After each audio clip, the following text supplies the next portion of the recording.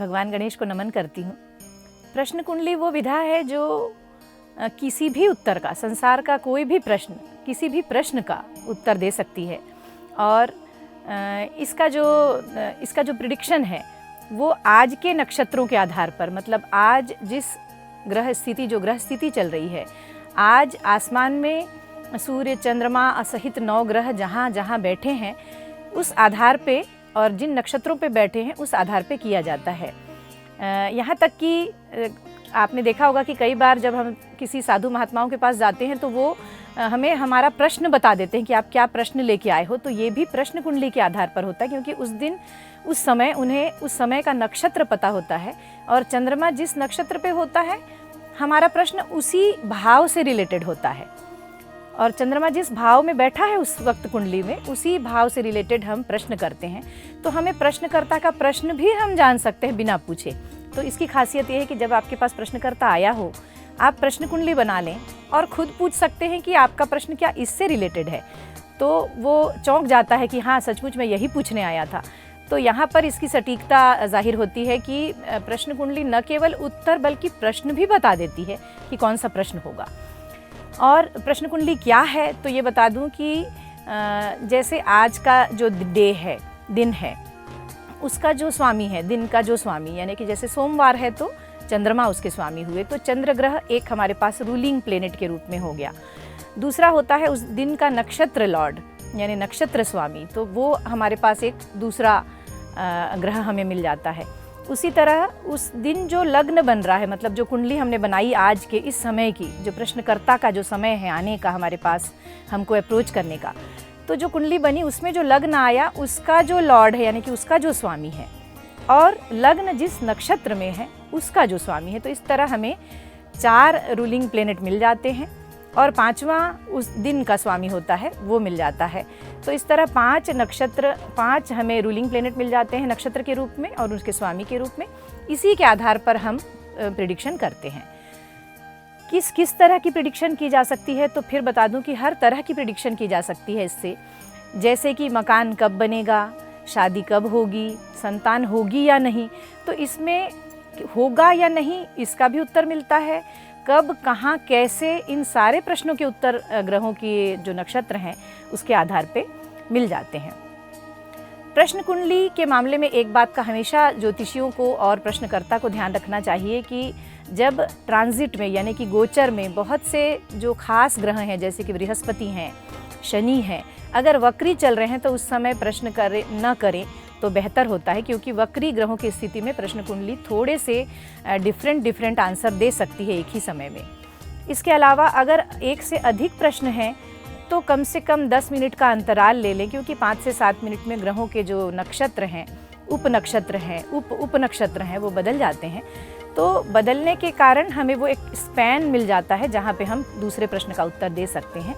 एक समय पे एक ही प्रश्न किया जा सकता है, ये प्रश्न कुंडली की लिमिटेशन कह सकते हैं इसको। इसके अलावा प्रश्न कुंडली से जिन लोगों के पास अपनी कुंडली नहीं है उनके लिए बहुत उपयोगी ये होता है, क्योंकि जिनके पास अपने जन्म का कोई डिटेल नहीं है और उनके कोई प्रश्न है अगर, तो उनके स्वास्थ्य को लेके, उनके और तरह के जो भी प्रश्न हैं, उनके बच्चों को लेके, उनके रिलेटिव्स को लेके, किसी भी उनके सगे संबंधी, यानी कि उनके जितने भी अपने दायरे में जो लोग आते हैं उनसे रिलेटेड प्रश्न भी प्रश्नकर्ता कर सकता है जिसके पास अपनी कुंडली भी नहीं है। तो ये प्रश्न कुंडली की खासियत है। इसके अलावा प्रश्न कुंडली की एक और बहुत बड़ी खासियत यह है कि जैसे हम यात्रा पर जा रहे हैं तो हमारी यात्रा कैसी रहेगी, यानी क्वालिटी जानने के लिए हम हमेशा ये देख सकते हैं, जब आप किसी भी अच्छे काम में जा रहे हैं, आप यात्रा करने जा रहे हैं कोई, तो ये यात्रा कैसी होगी। तो जैसे आप घर से बैठते हैं अपने वाहन पे या जिस से आप जा रहे हैं माध्यम से, तो उसमें बैठते ही आप अगर ये कुंडली बना लें तो ये बहुत ही बेहतर उसके परिणाम जब आप वहाँ जाके अनुभव करते हैं, क्योंकि हमें पहले से नहीं पता होता हम जब यात्रा में जाते हैं कि हमारी यात्रा कैसे रहने वाली है। और इसका मैंने अनुभव किया है खुद भी। मैं हमेशा जब यात्राओं पे जाती हूँ तो मैं उस समय की प्रश्न कुंडली बनाती हूँ, और जिस समय ऐसा हुआ कि मुझे निगेटिव नंबर्स आए, यानी निगेटिव हाउसेस दिखाया चंद्रमा ने, उस समय मेरी हेल्थ ख़राब हुई, बल्कि मेरे साथ जितने लोग थे हम सब की हेल्थ ख़राब हुई। तो ये ठीक है, ये जीवन का हिस्सा है, बस हमें पता होता है तो हम थोड़े सावधान रहते हैं, स्वीकार्यता आती है। दूसरी बात ये कि जब हम यात्राओं पे निकल रहे हैं या किसी विशेष काम पे जा रहे हैं, तो विशेष काम पे जाते समय हमें, जब हम प्रश्न कुंडली बनाते हैं तो हमें उसकी सफलता और या फिर कम सफलता या असफलता का भी एक अंदाज़ हो जाता है, तो हम थोड़ा रुक के जा सकते हैं, थोड़ा सा समय 1-2 नक्षत्र बीतने दे सकते हैं। तो ये भी इसका लाभ है कि हम नक्षत्रों का ज्ञान चूँकि हमें उस वक्त हो जाता है उस कुंडली के, तो हम थोड़ी देर बाद वो काम कर सकते हैं। किसी भी शुभ मुहूर्त को देखने के लिए प्रश्न कुंडली बेहतर है, क्योंकि मुहूर्त देखना जिसको नहीं आता, पंचांग देखना नहीं आता, उनके लिए बेस्ट तरीका ये है कि आप किसी भी ऐप में अगर उस वक्त की कुंडली बना लें और आप देखें कि चंद्रमा अच्छे भाव में है, क्योंकि चंद्रमा का बहुत महत्व है, तो आप वो उसको अच्छा मुहूर्त मान सकते हैं। इसके अलावा बृहस्पति जैसे ग्रहों को देखा जाता है, तो बृहस्पति को भी देख लीजिए, शनि को देख लीजिए कि वो किन भाव में है। तो ये एक टोटलिटी में ये जो ग्रह हैं वो किसी भी प्रिडिक्शन को बता देते हैं। इसके अलावा प्रश्न कुंडली की एक बहुत बड़ी खासियत ये भी है कि जैसे संतान का प्रश्न आजकल बहुत बड़ा प्रश्न है। कई बार ये होता है कि कुंडलियाँ में भी कि उनका समय सही नहीं है, किसी जो लड़के लड़की की कुंडली मिलान हुई उन्होंने सही समय नहीं दिया, या ऐसी किसी स्थिति में संतान नहीं हो रही या रिलेशनशिप ख़राब है, तो वहाँ पे भी प्रश्न कुंडली बहुत अच्छा काम करती है। इसे एक डिवाइन हेल्प कहा जाता है। अगर कुंडली में कोई गलती है या कोई गलत प्रिडिक्शन भी हो जा रहा है, तो कभी भी प्रश्न कुंडली गलत नहीं कहेगी। इसके जो प्रिडिक्शन हैं, इसके जो आंसर्स हैं, वो 200% सही होते हैं।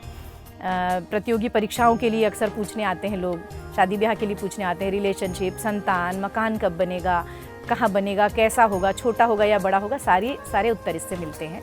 और ये ही इसकी खूबी है। और इसके जो आंसर हैं वो बिल्कुल परफेक्ट उत्तर देते हैं और बिल्कुल सही बैठते हैं, क्योंकि ये चंद्रमा के भी नक्षत्र, उसके उपनक्षत्र और उसके उपनक्षत्र पर आधारित है, तो वो पिन पॉइंट करके बता देता है। एक आखिरी बात इसके कि प्रश्न कुंडली में जब कोई प्रश्न आता है कि जैसे 1 साल के भीतर कोई बात होने वाली है, जैसे कि भाई 1 साल है हमारे पास और हम घर बनाने वाले हैं, तो हम 1 साल के भीतर गुरु की स्थिति देखते हैं कि रूलिंग प्लैनेट्स में क्या वो ग्रह आ रहा है, गुरु उस नक्षत्र में है क्या।